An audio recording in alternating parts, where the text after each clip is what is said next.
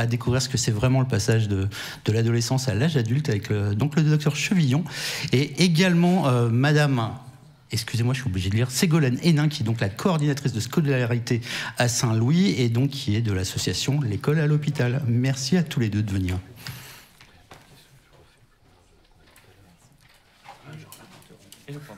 Okay. Bonjour à tous. Alors, donc, je suis Florent Chevillon, donc je suis voisin de palier de Régis et Flore et du service d'hématologie greffe, et je travaille dans l'unité adolescents et jeunes adultes dirigée par le professeur Boissel, dont on va vous présenter un petit peu le fonctionnement aujourd'hui. J'ai la chance d'être accompagné par Ségolène Hénin, qui est la coordinatrice de l'école à l'hôpital. Et merci beaucoup de nous avoir invités à parler sur le sujet de l'adolescence et des jeunes adultes et des accompagnements qu'on met en place pour essayer de faciliter leur vie à l'hôpital et face à la maladie et après également. Alors, qu'est-ce que les adolescents? Qu'est-ce que les jeunes adultes? Tout ça, c'est un très vaste sujet. Je n'ai pas la prétention de répondre à cette question, mais de donner quelques éléments de réponse. Il y a le micro qui se fait mal.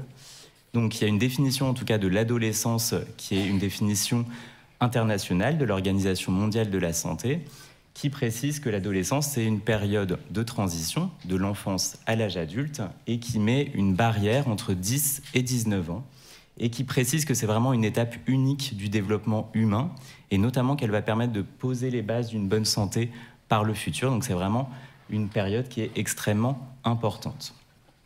Alors, le concept d'adolescent, jeunes adultes, il est beaucoup plus flou, il est moins bien défini.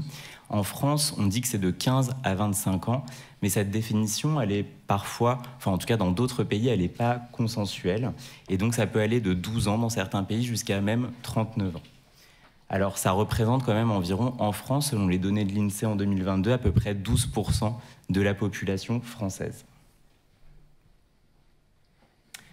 Alors, l'adolescence, en gros, ça va être une période de mutation assez importante du corps et de l'esprit. Il va y avoir différents changements qui vont s'opérer pendant cette période. Il y a principalement des changements physiques qui vraiment vont montrer le début de l'adolescence avec un processus biologique qui est la puberté. La puberté, qu'est-ce que c'est? C'est en fait la maturation des organes génitaux et ça va aboutir à la sécrétion des hormones sexuelles et donc à l'apparition des caractères sexuels secondaires, la pilosité, les seins qui poussent, le changement corporel et à la maturité sexuelle et donc à la découverte de la sexualité par le jeune adulte. La puberté, ce qui est assez marrant, c'est qu'elle débute, donc déjà entre les garçons et les filles, c'est plutôt chez les filles, 11 ans, 12-13 ans chez le garçon, et c'est qu'en fait, en fonction des sociétés et des époques, elle ne démarre pas forcément au même moment, et donc dans nos sociétés occidentales, elle débute de plus en plus tôt ces dernières années. Donc tous ces changements induits par la sécrétion des hormones sexuelles, ça va modifier rapidement le corps et donc le jeune adulte, l'adolescent, il doit faire face à ça, il doit faire face à ces modifications corporelles qui sont parfois très rapides. On se réveille un matin, on est bien, le lendemain, on a un bouton sur le nez, le lendemain, on a un sein qui est plus gros que l'autre. Enfin voilà, je pense qu'on a tous vécu des petits moments de solitude à l'adolescence en se regardant dans le miroir et ça peut être vraiment source d'angoisse avec un corps qui est vécu comme étant complètement imprévisible. Et il va y avoir différents mécanismes en fait, que l'adolescent ou le jeune adulte va avoir pour se défendre face à ces modifications corporelles. Ça peut être un hyper-investissement, l'ado qui va bloquer la salle de bain pendant 2 heures pour se mettre du gel dans tous les sens, s'habiller pendant des heures, etc. Donc il peut vraiment y avoir un hyper-investissement de ce corps pour essayer de le contrôler. Puis il y en a d'autres qui vont complètement le délaisser et qui vont pas trop se laver, il va falloir un peu les pousser pour y aller à la douche. Ça, on le vit, je pense, assez souvent dans notre service. Et donc, voilà, il y a vraiment des mécanismes très différents pour s'adapter à ces changements corporels. Et le corps, il est vraiment hyper important dans cette tranche d'âge. Ça va vraiment être un moyen d'expression, notamment pour se dégager un petit peu de l'emprise parentale. Donc on va faire des coupes de cheveux qui vont un petit peu embêter les parents, on va se faire un tatouage, un piercing, etc. Et ça permet en tout cas de se créer, de s'approprier cette image du corps et de se dégager des parents parfois. Et ça permet également de se reconnaître avec sa bande de potes, sa tribu, ce qu'on appelle aussi le groupe de pairs. Donc c'est vraiment un moyen de reconnaissance sociale. Donc il y a tous ces changements physiques auxquels l'adolescent et le jeune adulte doivent faire face. Tous ces changements physiques, ça induit aussi des changements psychologiques avec un véritable bouleversement du fonctionnement psychologique pour apprendre à construire une nouvelle image, une nouvelle identité et à l'intégrer. Et en fait, l'adolescent, il doit faire face à vraiment deux mouvements. Un mouvement de défi, parce qu'il va venir se heurter à la société adulte dans laquelle il commence à rentrer. Et parfois, les idéaux du jeune adulte, ils sont très différents de ceux des plus âgés. Et donc ça va vraiment souvent être source de défiance, de défi par rapport au monde adulte. Et puis en même temps, il doit faire un deuil par rapport à son enfance et notamment se détacher de plus en plus des figures influentes de l'enfance, comme les parents, certains professeurs, etc. Et donc c'est pas toujours facile de gérer ces deux choses-là. Ça va induire des émotions extrêmement fortes, souvent chez les adolescents et les jeunes adultes, qui sont pareils, chacun va réagir un peu différemment. Il y en a qui vont complètement se masquer, les canaliser, et donc qui peuvent paraître presque indifférents. Ça ne veut pas du tout dire qu'ils ressentent rien, bien au contraire. Il y en a d'autres, ça va se manifester par de l'agressivité vis-à-vis des parents. Et il ne faut vraiment pas le prendre pour soi quand son adolescent est un peu agressif. C'est vraiment pour essayer de canaliser, de contrôler ses émotions qui peuvent être très intenses, très changeantes. Et souvent, ce qui aide à moduler, à canaliser les émotions, ça va être des pratiques artistiques ou sportives notamment, qui peuvent vraiment être très importantes dans cette tranche d'âge-là. Le troisième type de changement qui s'opère à l'adolescence, c'est des changements cognitifs et intellectuels, avec la dernière mode d'acquisition de la pensée opératoire formelle. Alors qu'est-ce que c'est ? Pour essayer de faire un peu simple, en gros, c'est d'apprendre à raisonner à partir d'éléments complètement hypothétiques qui n'ont aucun lien avec le réel. Et donc, ça ouvre plein de possibilités. On va faire plein de plans sur la comète quand on est jeune, et on peut vraiment raisonner à partir de choses qui n'existent pas, qui sont très différentes. Et ça, plus jeune, on en est moins capable, voire pas capable. Il va également y avoir au cours de l'adolescence les apprentissages sociaux. On va se confronter de plus en plus à une sphère différente de la sphère familiale, que ça soit à l'école, avec les potes. Et donc, on va multiplier les conduites pour essayer aussi de se construire. Et donc, il y a plein d'essais qui sont super bien. Et puis, des fois, il y a des petites erreurs, des expériences un peu plus malheureuses. Et puis, il va y avoir aussi, pendant cette période, une forte pression sur l'adolescent et le jeune adulte. C'est le moment où on lui demande, alors qu'il n'est pas encore complètement construit dans son identité, de faire plein de choix d'orientation scolaire, et ça de plus en plus jeune. Et parfois, c'est vraiment source d'indécision, d'angoisse pour les jeunes. Et enfin, les derniers types de changements, on en a déjà un petit peu parlé, c'est tous les changements sociologiques, environnementaux. Et il y a toujours un rôle majeur de l'entourage, tout au long de la vie, bien sûr, mais c'est encore plus important à l'adolescence, parce qu'il y a deux choses, encore une fois, qui s'opèrent. Il y a l'acquisition de l'autonomisation par rapport aux parents. On va rompre avec ses parents, on va se trouver d'autres modèles, parfois des profs, parfois des sportifs, des artistes, ou parfois d'autres modèles un peu plus discutables. Mais en tout cas, on va idéaliser des modèles extérieurs, alors qu'avant, on était vraiment avec les parents qui étaient sur un piédestal. Ils vont tomber un petit peu de ce piédestal, ce qui est parfois difficile à vivre pour eux. Et bien aussi à l'importance de ce qu'on appelle le groupe des pairs, des potes, on en a déjà parlé, et ça c'est hyper important pour les adolescents. Ça va permettre d'ouvrir plein d'autres possibilités d'identification, de se construire, et le petit risque, c'est d'amplifier les conduites à risque, bien sûr. Et maintenant, avec l'émergence des réseaux sociaux qui sont omniprésents, cette sphère amicale, elle va s'introduire partout, et ils vont être toujours connectés avec leurs potes.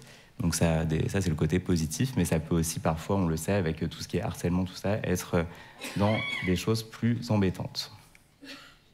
Alors il y a des risques pendant cette période de la vie, des risques qui ne sont pas forcément spécifiques, bien sûr, des adolescents et des jeunes adultes, mais qui sont particulièrement importants.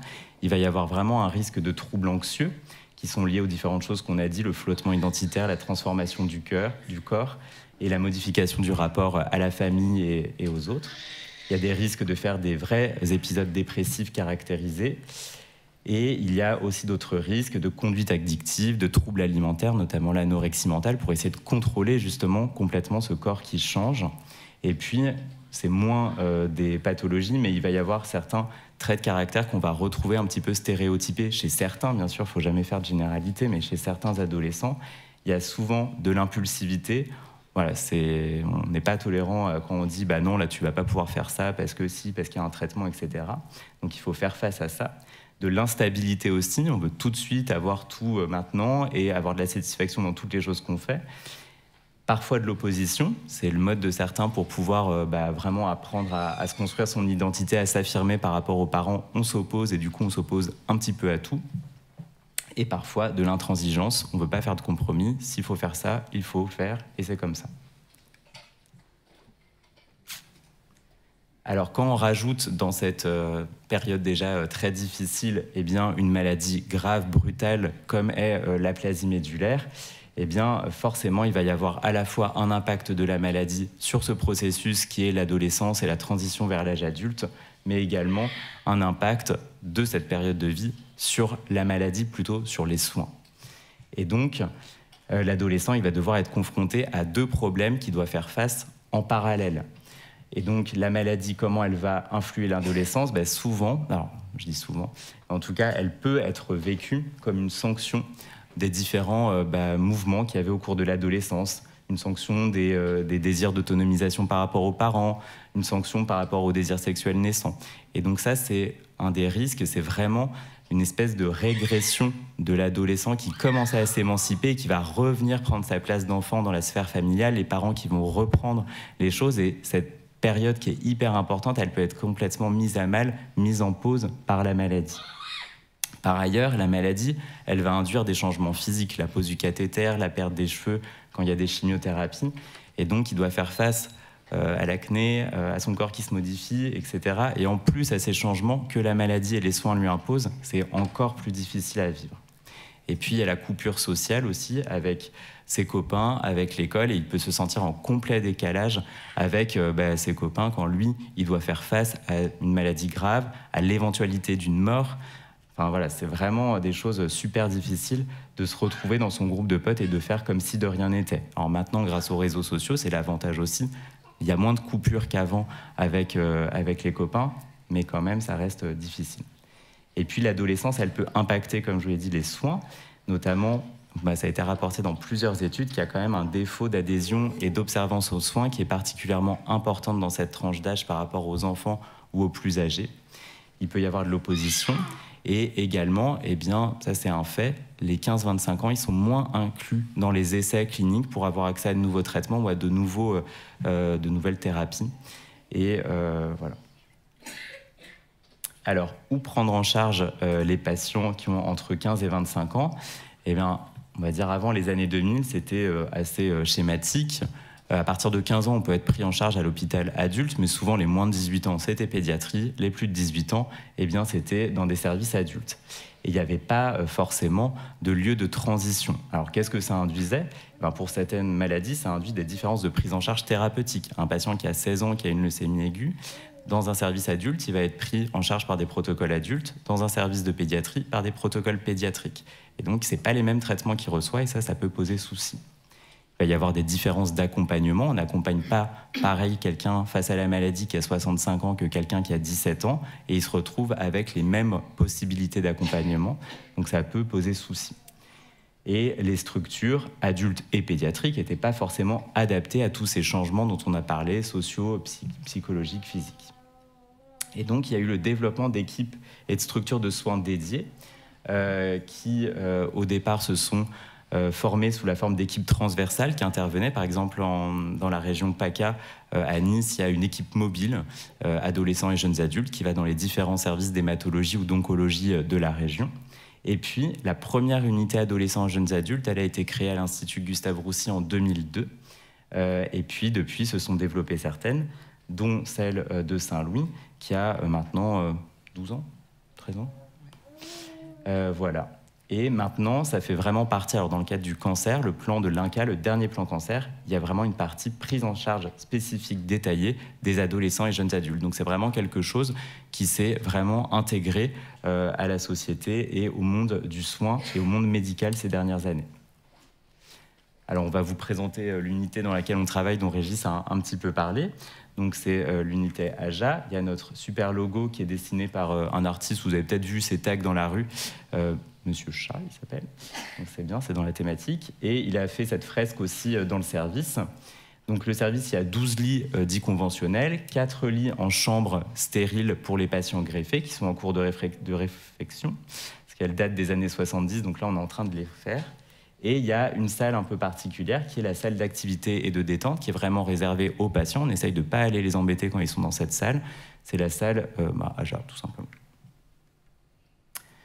Alors, on a la chance d'avoir une super équipe paramédicale et de soins de support, avec des aides-soignantes, des infirmières, des cadres, enfin tout ce qu'on retrouve dans les services adultes. Mais on a en plus la chance d'avoir un animateur socioculturel, Antoine, qui est là tous les jours, à temps plein, et qui va faire le lien, je vais vous présenter son travail après, avec les adolescents. On a la chance d'avoir Ségolène et l'école à l'hôpital avec son équipe de profs de choc. La Camille, c'est des coachs sportifs qui sont payés par l'institution, donc l'hôpital, qui passent également quasiment tous les jours. Et dans l'équipe médicale, on est 5 médecins et on a également la chance d'avoir un médecin qui est biologiste de la reproduction et qui est affilié au service. Dans les personnes vraiment ressources de notre unité, il y a les infirmiers de coordination. Rachel, qui était toute seule pendant 11 ans et qui maintenant est épaulée par Abdel, qui sont vraiment hyper importants pour la prise en charge de nos patients. Ils vont évaluer les besoins des patients, les informer, les écouter. Ils sont en dehors des soins, donc ça c'est aussi important. Ils vont essayer d'augmenter la meilleure observance thérapeutique avec la réalisation d'ateliers d'éducation thérapeutique avec des jeunes entre eux. Et donc souvent, quand les jeunes ils sont mis entre eux et qu'on les met face à toi tu prends pas ton traitement, machin, il fait si, moi je le prends, je sais ce que c'est et tout. Voilà, ils se sentent un petit peu... le fait d'être en groupe au cours de ces ateliers d'éducation thérapeutique, on a vraiment parfois des surprises, quoi. Et donc, ils vont coordonner à la fois les centres de support au sein de notre service, mais aussi avec l'hôpital et avec les réseaux comme le RIFUP, le réseau d'onco-hématologie pédiatrique.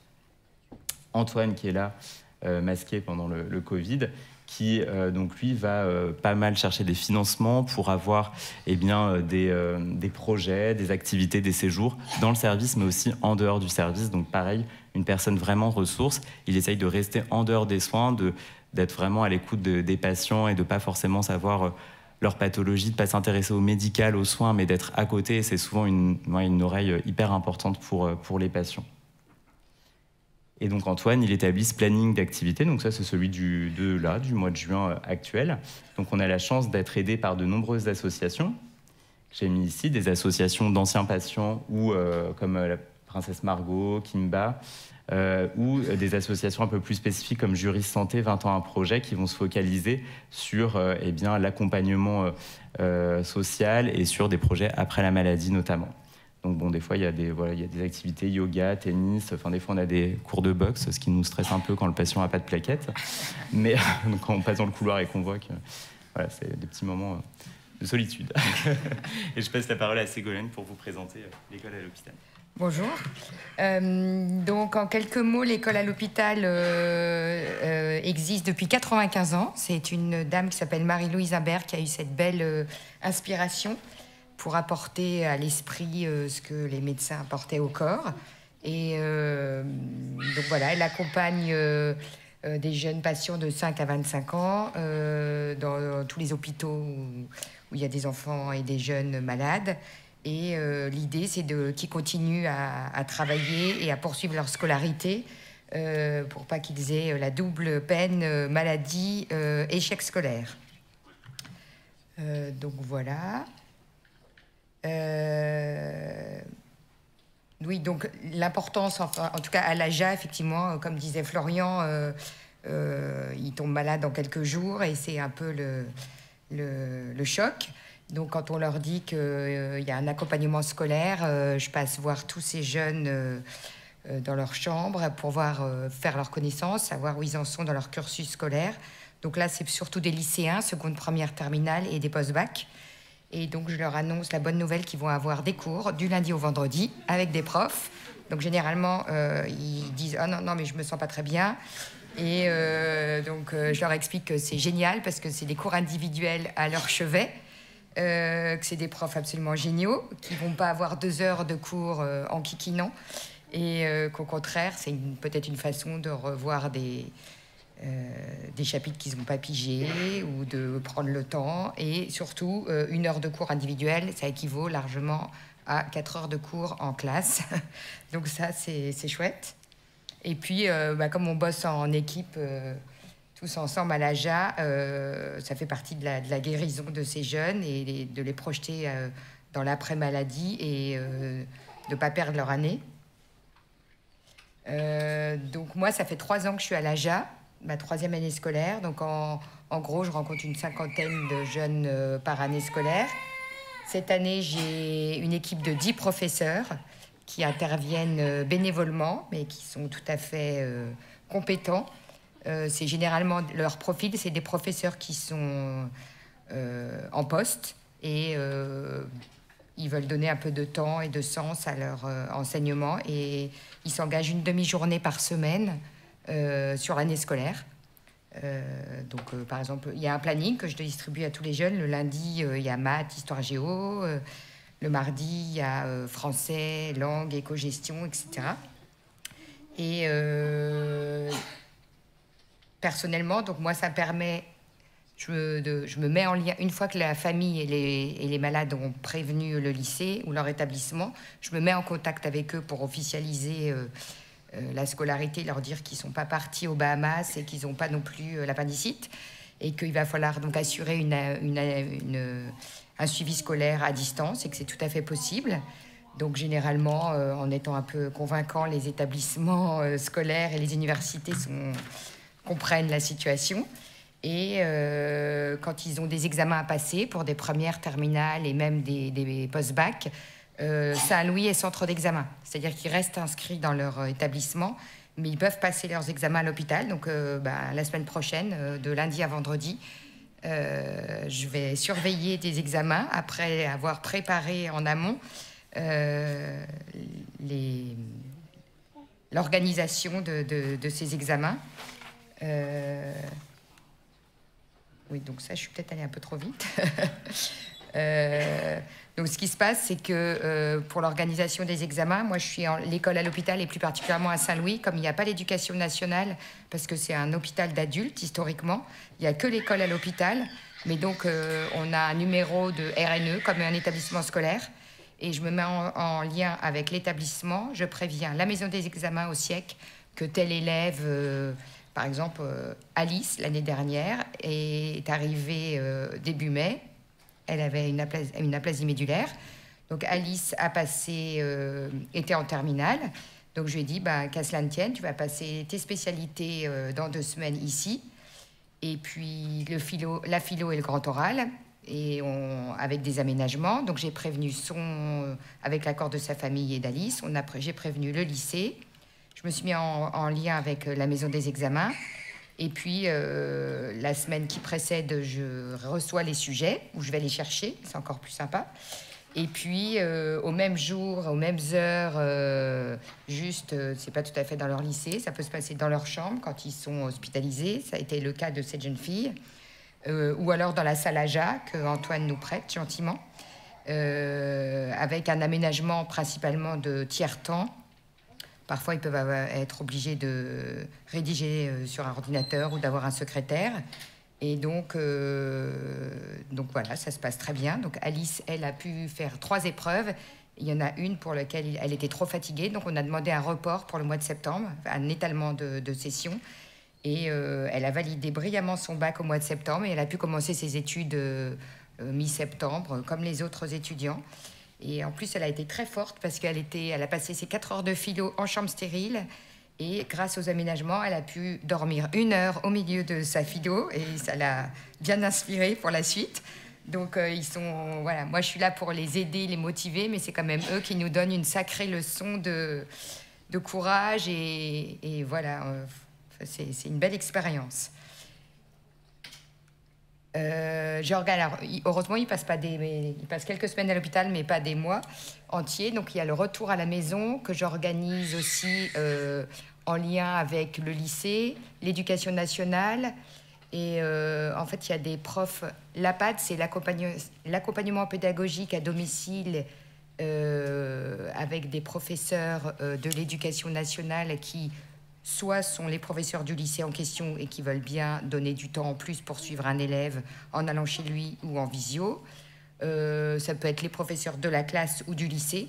Et sinon, il y a un vivier de professeurs qui, eux, ne donnent que des cours comme ça à domicile pour des élèves malades. Et puis, moi, j'ai une équipe de profs à Saint-Louis, mais il y a aussi, à l'école à l'hôpital, une équipe de profs bénévoles qui acceptent par département de se déplacer, de faire que des cours à domicile. Donc ça, c'est très précieux. Parce qu'en fait, ils ont guère que dans ces classes à examen, 6 heures de cours par semaine, donc c'est assez peu.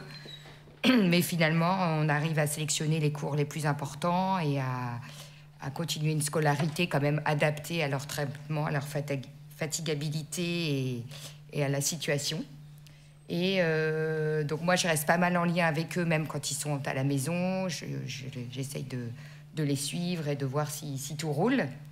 Et puis, là, vous voyez, il y a une belle photo en bas à droite où ces 4 jeunes ont réussi leur bac. Et du coup, j'avais organisé à l'AJA un petit pot pour les féliciter et marquer le coup. Parce que c'est vrai qu'ils sont en dehors de leur lycée et c'est quand même une fin de cycle très important pour eux. Donc, ils ont un peu l'impression qu'on leur a volé une partie de leur vie sociale. Donc ça, c'était vraiment un super moment. Et puis, je leur dis que je reste là, présente pour le retour dans leur vie normale, si je puis dire, à l'université ou au lycée. Et alors, il y a un petit robot en photo que nous a mis Florian, parce que pour certains, effectivement, il est proposé, quand il n'y a pas assez de professeurs, d'installer un robot au lycée qui remplace l'élève, et qui peut, lui, se connecter en fonction de comment il se sent et de suivre les cours. Et les robots permettent même de lever la main, de poser des questions, et ça permet quand même aux élèves... Alors, c'est assez formidable, mais ça ne peut pas marcher sans intervention humaine, parce qu'il faut le recharger, ou il faut le déplacer dans le lycée. Mais quand ça marche, c'est une bonne aide en plus des cours à domicile. Et puis, qu'est-ce que je voulais vous dire ? On parlait de 20 ans à projet tout à l'heure, parce que quand ils sont déscolarisés ou en rupture scolaire, où ils savent plus où ils en sont, où la maladie leur donne d'autres idées d'études, dans ces cas-là, c'est plus des cours qui leur sont donnés. On fait appel à 20 ans en projet, qui est vraiment une super association qui les aide ponctuellement pour des CV, pour des lettres de motivation, ou carrément pour un accompagnement, un coaching plus long. C'est complètement gratuit pour ces jeunes, et sur plusieurs années s'ils ont besoin, et ça leur permet de se remettre le pied à l'étrier, et c'est important pour eux. C'est toi ? Enfin, je sais pas si j'ai tout... Ouais. Oui, le travail de Ségolène, c'est hyper important. Et pour revenir sur Alice, elle a quand même passé son bac de philo à J4 d'une allogreffe, donc c'est quand même assez incroyable.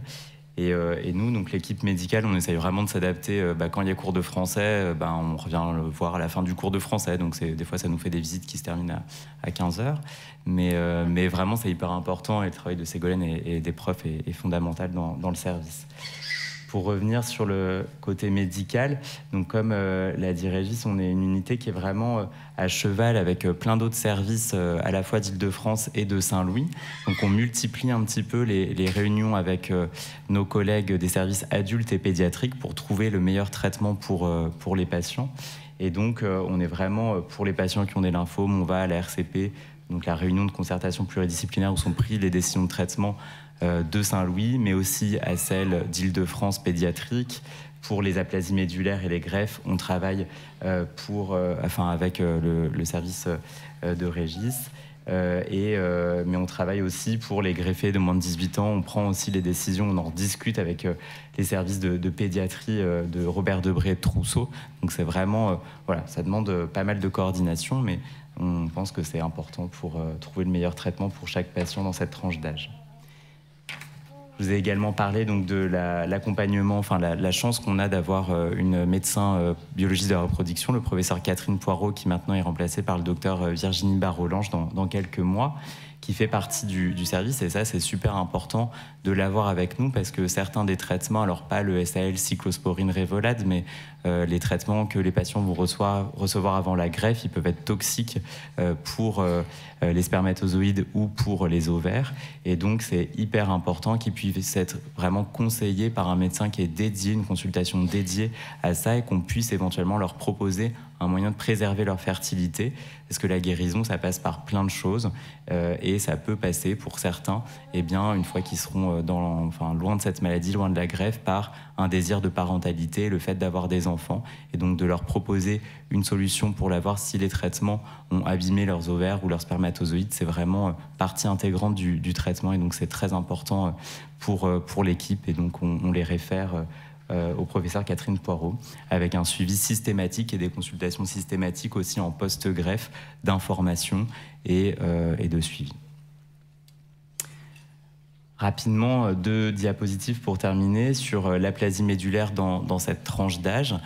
Comme l'a dit Flore initialement, eh bien, il y a de l'aplasie médulaire acquise et congénitale. Là, c'est une diapo que j'ai volée dans un article de Jean Soulier notamment, qui reprend un petit peu toutes les différentes mutations constitutionnelles héréditaires qui vont pouvoir se manifester, notamment par une baisse des globules et des aplasies médulaires. Et donc, il y en a beaucoup, il y a énormément de différentes mutations plus ou moins faciles à prononcer.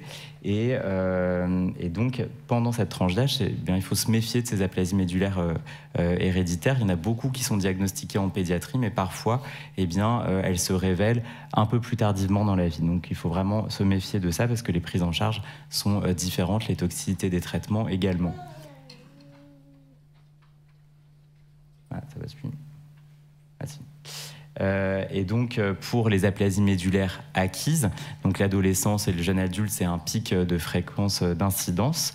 Il y a une étude faite notamment par Aurélie Cabane qui travaillait dans le service, qui maintenant travaille à Versailles, où il y a une unité AJA qui va s'ouvrir prochainement, qui s'était posé la question de savoir est-ce qu'il y a des différences entre les aplasies médulaires acquises des 15-25 ans, des enfants et des adultes.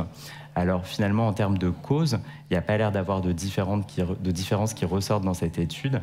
Il y a autant d'aplasies médulaires liées au clonage PN ou post-hépatitique ou idiopathique que chez les enfants et chez les adultes. Par contre, souvent, chez les adolescents et chez les enfants, c'est un petit peu plus sévère que chez les adultes, et donc c'est diagnostiqué aussi plus rapidement. Par contre, ce qui a été bien montré, notamment dans cette étude, mais dans d'autres, c'est qu'il y a quand même une moins bonne compliance des adolescents de cette tranche d'âge, comme je vous le disais, sur les traitements. Et donc, dans l'aplasie médulaire, le Néoral, déjà, il n'est pas très bon, etc. Il ne sent pas bon non plus, mais il est très important, et c'est un traitement qui va accompagner pendant plusieurs mois et années les patients. Et on sait que c'est très, très important sur la réussite du traitement. Donc, il y a une moins bonne compliance qui était rapportée dans plus de dossiers sur cette tranche d'âge, et pourtant, il n'y avait pas moins de réponses que chez les enfants, avec des taux qui étaient aux alentours de 80% de réponses complètes ou de réponses partielles dans la tranche d'âge. Donc exactement pareil que chez les enfants, alors que l'observance est un petit peu moins bonne. Et je crois que c'est terminé. Donc merci pour votre attention. Et là, quelques petites photos de... là, c'était le yoga le mois dernier, et puis d'autres photos que vous avez vues, le baby-foot qui est lieu de rencontre. Et voilà, donc merci pour l'invitation. Et merci Ségolène aussi. Merci pour rien. Voilà. Merci à tous les deux.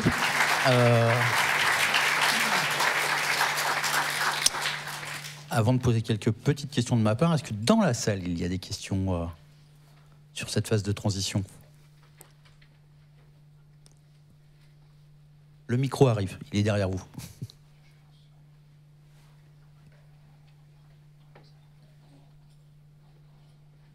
Bonjour et merci. Madame Hénin, j'aimerais bien savoir comment on fait votre travail. Comment on devient coordinateur à l'hôpital? Ah, c'est intéressant. Bah oui, en plus, moi, voilà, je vais tout vous dire. Il y a, en 2018, on a des très bons copains, dont le fils Mathieu, au lieu de rentrer en terminale en septembre 2018, il est rentré à Saint-Louis pour une leucémie aiguë. Voilà. Et donc moi, j'ai tout de suite dit à ses copains, bon, moi, j'adore l'hôpital, donc j'irai, si vous voulez, je peux aller lui rendre visite. Donc ils étaient un peu étonnés, mais effectivement ils se sont aperçus au cours des semaines qui ont suivi qu'il y a les copains qui apportent voilà, des plats, qui vont promener leurs chiens, et puis il y a Ségolène qui va voir Mathieu à l'hôpital. Donc voilà, et du coup j'ai rencontré la coordinatrice de l'école à l'hôpital qui était là avant moi. Sur toute l'année scolaire. Et puis au mois de juin, Mathieu a passé son bac à Saint-Louis. Et le jour des épreuves du bac, j'ai dit à sa mère, écoute, tu vas pas rester assise dans le service à te stresser. Hop, je t'emmène, on va aller se balader près du canal Saint-Martin. Et puis c'est elle qui m'a dit, ah mais tu sais, la coordinatrice de l'école à l'hôpital, je crois que dans 1 an, elle va arrêter. Et puis je la voyais réfléchir à haute voix, elle me dit, mais tu devrais faire ça t'irait très bien. Donc voilà, j'ai été recrutée par l'école à l'hôpital et c'est la bonne nouvelle de la maladie de Mathieu qui aujourd'hui va très bien. Voilà comment j'ai atterri là. Je pense que si vous voulez envoyer un CV, vous pouvez demander les coordonnées. Mais c'est une super association et on est présent, il y a 20 coordinatrices. Nous, on est salariés de l'école à l'hôpital en Île-de-France et tous les hôpitaux. Paris-Île-de-France. Et il y a aussi, alors ça s'appelle pas toujours l'école à l'hôpital, mais ça existe dans toute la France, ce soutien scolaire. Et parce que moi, je suis en contact avec certains qui arrivent de Bordeaux, d'Orléans, pour le retour à la maison. Est-ce qu'on a une autre question? Donc j'en profite. Vous avez mis en avant cette difficulté, enfin la rupture, le côté exacerbé, excessif de l'adolescence, la rupture aussi qui peut être avec les parents, forcément, la rupture avec les soins. Vous avez parlé des 24% de compliance, enfin de non-compliance, entre guillemets. Moins bonne observance. Globalement, c'est quoi la bonne réaction à avoir si on est parent et qu'on se retrouve confronté à ça? Est-ce qu'il y a une bonne réaction ou pas? Non, je suis pas sûr qu'il y ait un seul type de réaction, comme il n'y a pas un seul type d'adolescent, un seul type de jeune adulte et des réactions qui sont stéréotypées. Les réactions que j'ai décrites, c'est vrai qu'on les rencontre assez souvent, mais il y a aussi la plupart du temps, ça se fait assez naturellement. Il y a aussi une grande hétérogénéité, c'est-à-dire quand on a 15 ans et quand on a 25 ans, c'est pas la même chose. Et c'est vrai qu'on a un peu tendance, enfin, tu m'arrêtes si je dis une bêtise, mais les 15-16 ans, ils ont un peu tendance à reprendre tout de suite la place qu'ils avaient beaucoup plus facilement, la place de l'enfance, avec les parents qui réinvestissent et qui deviennent presque parfois interlocuteurs principaux des équipes, des médecins. Et donc là, c'est plus difficile. Et puis, quand on a 23, 24, 25 ans, qu'on vit déjà tout seul ou qu'on a un copain, une copine, etc. Là, ça se fait plus en parallèle et parfois c'est très difficile et il y a des mouvements contradictoires. Il y a de temps en temps certains patients, certains parents qui vont tenter de reprendre cette place, qui sont stoppés par le jeune, qui vont essayer d'aller gratter les informations médicales alors que le jeune nous dit non, vous tenez mes parents en dehors de ça. Donc quand on est parent, c'est difficile de faire face à ça et de pouvoir se sentir en plus rejeté.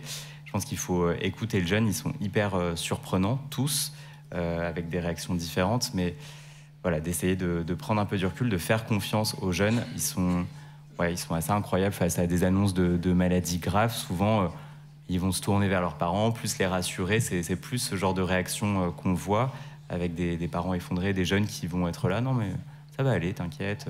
On y va et c'est vrai que souvent ils protègent un peu. Alors voilà, ce qui est pas mal, c'est d'avoir aussi Antoine, les copains, les autres, les échanges. Et des fois, ils se libèrent un petit peu plus avec ces non-soignants ou leur père. Mais voilà. Il y a des communautés de copains qui se forment dans l'AJA, enfin dans le service. Ouais, alors c'est selon les périodes. Là, en ce moment, il y a un bon petit groupe de 4-5. Ça dépend un petit peu des périodes et aussi des traitements. Parfois, il peut y avoir beaucoup de greffés qui ne peuvent pas forcément sortir de leur chambre ou des isolements pendant le Covid. C'était toujours compliqué parce que ceux qui avaient le Covid, on les isolait. C'était super mal vécu quand il y avait une soirée crêpe et qu'ils ne pouvaient pas y aller. C'était un peu le drame. Donc, on a apporté, on faisait des petites entorses parfois. Bon. On est un peu laxiste parfois sur ça, mais bon. Et donc oui, il y a aussi les réseaux sociaux de l'AJA que Antoine, notre animateur, tient. Donc on est sur Facebook et Instagram, peut-être bientôt sur TikTok, je ne sais pas. Mais voilà, donc il y a des échanges de jeunes et il y en a vraiment qui vont créer des liens super forts. Et nous, ce qu'on essaye de faire aussi, c'est quand l'annonce elle est difficile, quand la maladie elle est difficile ou sur certains profils, c'est vrai qu'on a quelques jeunes un peu ressources en tête et à qui on dit tu veux pas aller voir le patient qui est chambre 2, il a un peu la même maladie que toi et ça serait bien que tu lui parles. On l'a fait, je l'ai fait avec Amine qui est là, qui gentiment est allé booster un des patients, un des jeunes qui était qui avait du mal à s'ouvrir au service et donc il y a des vrais échanges et il y a des vrais potes qui se font amis même, je pense. Thomas nous avait parlé de son vécu de l'hôpital entre guillemets comme une deuxième maison. Quand on sort de l'AJA et qu'on doit vraiment passer en service adulte, c'est une autre maison à reconstruire ou ça se fait comment la transition? L'avantage c'est que c'est pas très loin, d'après ce que j'ai compris. Ouais, c'est ça. Il y en a qui vont, selon les pathologies, c'est ça qui change de palier. Après, finalement, on les garde assez. Quand c'est vrai que ça a été nos patients, même s'ils partent, c'est pas 25 ans et un jour, on lui souhaite son anniversaire dans la chambre et puis on le met dehors. Mais non, c'est pas ça. On essaye de faire en sorte de continuer de les suivre et il n'y a pas forcément une deuxième transition comme il y a pu avoir entre pédiatrie et AJA. On suit des patients un petit peu plus âgés de temps en temps et puis parfois, effectivement, il y a. Après, je pense à Saint-Louis, que ce soit le service de greffe, de leucémie aiguë, il y a des équipes super et quand ils savent qu'il y a des plus jeunes, ils font d'autant plus attention à toutes ces choses. Et puis le service, il reste ouvert. On en a plein qui continuent de venir, qui ont parfois même un peu du mal à couper le cordon. On en a qui traînent alors que ça fait 5, 6, 7 ans qu'ils ont été traités, qui reviennent. Et nous, ça nous fait super plaisir. Mais c'est vrai qu'ils se sont retrouvés un petit cocon et ils aiment bien garder un lien avec les infirmières, avec Antoine, avec Ségolène. Mais ils viennent faire coucou, ils sont plus suivis dans le service. Ils sont suivis, soit quand ils sont en consultation, ils viennent, ils remontent, ils passent la journée dans le service, soit parfois aussi, il y en a qu'on découvre en salle AJA, on ne savait pas trop qui ils étaient là. Et ils n'ont pas grand-chose à faire ce jour-là à l'hôpital. Mais nous, ça nous fait toujours plaisir de les voir en tout cas.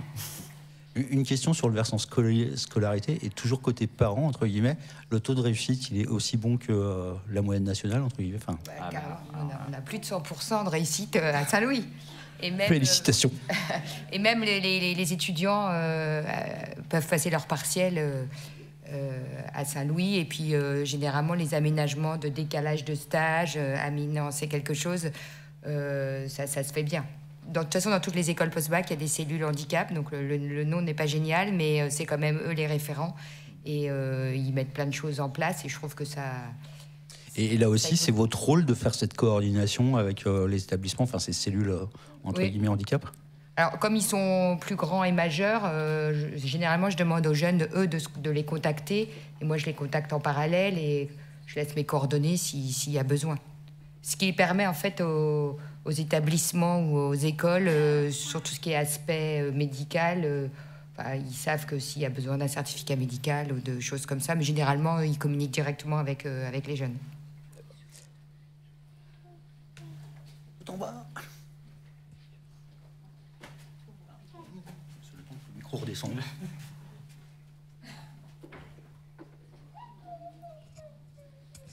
Non, c'est juste parce qu'il faut encore une fois contextualiser. C'est vrai que là, vous avez la Formule 1 de la prise en charge des 15-25, mais ce n'est pas qu'à Saint-Louis, ce que je veux dire par là. Et ne pensez pas que c'est pas parce qu'il y a toute cette structure qu'on est mal pris en charge ailleurs. Donc c'est simplement, d'abord, ils sont tout à fait disponibles, comme ça a été dit, hein, l'AJA est tout à fait disponible pour aider à l'accompagnement des autres services et solliciter énormément. L'autre chose qu'il faut bien comprendre, c'est que les décisions de traitement sont des décisions collégiales nationales en réunion de concertation pluridisciplinaire. Donc, je veux dire par là que, bien entendu, qu'on fait au mieux pour accompagner là où on est en fonction de ce qu'on a, des ressources, et qu'il y a plein d'unités AJA maintenant qui sont en train d'être créées en France. Mais voilà, il ne faut pas non plus penser que ça va révolutionner la survie des malades si on est pris à l'AJA. C'est que c'est super et qu'on devrait tous en avoir, que ce n'est pas toujours le cas partout. Et que c'est pas pour ça qu'il y a une perte de chance. Il faut vraiment faire attention à ça, parce qu'on peut vite très faire le raccourci. Après, c'est vrai que chez nous, ils sont plutôt choyés dans le 15-25. C'est plus, pour rebondir sur ce que tu dis, Régis, c'est vrai qu'en tout cas, dans le cadre de l'aplasie médulaire, les traitements, effectivement, il y a la RCP nationale, et finalement, ils changent relativement peu entre 0 et 40 ans. Donc voilà, c'est plus sur certains, les lymphomes, les leucémies aiguës, où il peut y avoir des différences de prise en charge, mais ça ne veut pas dire que c'est moins bien en pédiatrie ou en adulte, effectivement. Et c'est plus en termes d'accompagnement, je pense, d'étayage que ces unités, elles prennent tout leur sens et Et voilà, mais effectivement, pas en termes de qualité de soins. Il y a des équipes mobiles maintenant, AJA, dans toute la France. Et des unités, il y en a quelques-unes, mais il y en a de plus en plus, ouais, effectivement. Alors, une petite question précise qui était arrivée avant et qui est en lien justement avec cette notion de France, je vais être plus clair. En dehors de la métropole aussi? C'était une question qu'on a eue dans les drom-toms, c'est est-ce qu'on a accès à la même chose? Alors il y a l'équipe de La Réunion en hématologie, donc il y a le service de pédiatrie et adultes à La Réunion, et il y a une formation, il y a un diplôme maintenant universitaire onco-hématologie adolescents et jeunes adultes. Il y a une des médecins qui l'a fait cette année, donc elle, son projet c'est vraiment de développer ça à La Réunion. Aux Antilles et en Guyane, pas à ma connaissance, je crois pas. Après, il y a les médecins pédiatres, ils sont quand même très formés sur cette notion d'adolescence, d'adolescents jeunes adultes. Donc ils sont peut-être un peu plus pris en pédiatrie. Et effectivement, il y a des discussions, il y a des RCP interrégionales dont font partie les dom-toms aussi. Et voilà. Mais en tout cas, c'est vraiment en train de se développer à La Réunion. Je pense un peu moins, peut-être faute de personnel dans les autres dom-toms. D'accord. Une question qui descend un peu avant l'adolescence, qui était arrivée aussi avant, c'est est-ce qu'aujourd'hui, il y a plus... l'HPN ou l'aplasie, est-ce que ça touche plus d'enfants qu'auparavant? Ça a été assez flou comme question. Alors là, pas à ma connaissance, mais je ne sais pas, Régis Fleur, pour moi, il n'y a pas d'augmentation de l'incidence.